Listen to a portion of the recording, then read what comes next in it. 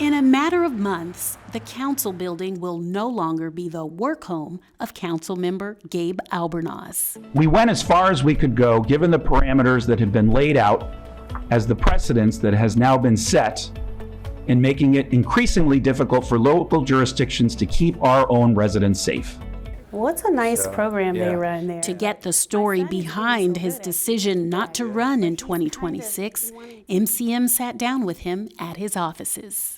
So as you look back at your time here, tell us about the decision that you came to not to run for re-election. Absolutely. So it was a difficult decision. I have enjoyed my time on the county council, and serving this community as an elected official has been the most humbling experience of my life, next to having kids. And it's been a great run. I'm so proud of what we've been able to accomplish. This is going to be the last vote of the 19th council. Everyone, please raise your hands. I hope I've made a little bit of an impact these last 7 years on helping to make this place even better than it already is. Can you talk about some of the highlights during your time here? The highlights are really the people. Having the opportunity to meet constituents, and the cool thing about this job is you learn something new every 5 minutes and sometimes every 15 seconds. Seeing people impacting their communities in ways both big and small, and being able to uplift those stories and support them has been the highlight of my career. And it's the part of the job that I think I've enjoyed most. All those in favor of electing Councilmember Gabe Albornoz as the council president, please raise your hand. There we go. That is unanimous. Never forget to vote for yourself. In 2021, Albornoz was unanimously elected council president. 2022 was a year of recovery and great progress in Montgomery County. He was the first Latino ever to serve in that position.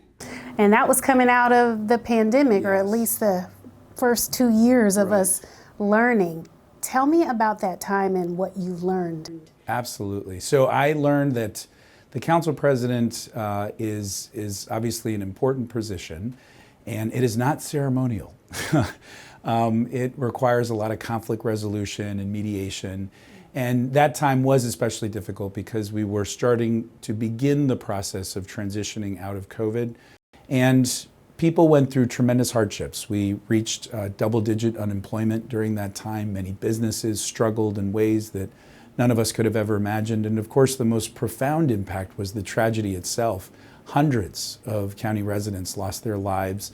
Countless more were impacted by the changes and adjustments that we had to make to people's everyday lives to try and keep people safe. And that was hard. It was really hard. Leadership is really difficult, but you did it. Yes, yes. And I certainly am one of those folks that acknowledges that I have an amazing team. That's a great idea. That's always a really good event. It's really important. Yeah. From the central staff to my chief of staff and our folks that are on the ground. These are people that people don't often see. They're not familiar with their work, but they are really the rock and the strength that keeps this place going. And I know that that will keep going when I'm gone and when we're all gone. I want to thank the Montgomery County Chamber of Commerce for bestowing this award on me and really my entire team. Can you talk a little bit about why you chose public service? I think the two hardest jobs are leadership and public service. Right. And you chose both, but you have an MBA, you could have went a different route. One of my first professional epiphanies happened my senior year of college at the University of Maryland.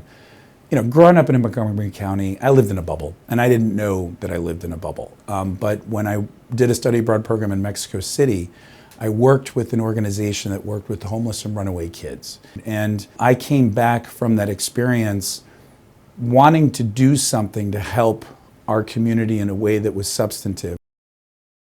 This is my 19th budget, 29th if you add mid-year savings plans. And Councilmember Katz has told me once you get to 20, you get a magnet or a tie, which I'm looking forward to.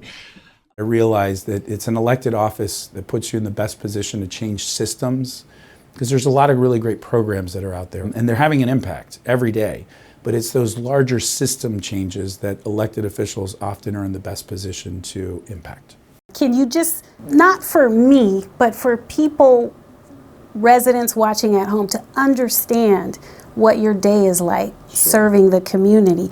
We are taking steps at the state and local level. People don't often understand what a council member does. I didn't understand what a council member did until, I ran for this office. And, there's what's on paper, and then there's like what's not on paper. And what's on paper is our everyday responsibilities of managing the budget, dealing with constituent services. It also involves land use and zoning and planning decisions that are critical to the future of our county. And of course, we pass laws at the local level that impact lives every day. 3, 2, 1.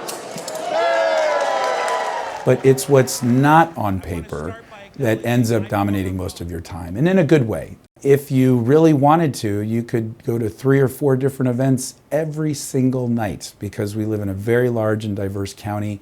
And so you do have to pick and choose. And I've always made being present for my wife and our kids my highest priority. And so that means you have to make some tough decisions sometimes. Missing a birthday party or missing an anniversary for a community event that's very important, or vice versa. So it's constantly a balance, but it's not anything I would have ever traded or done differently.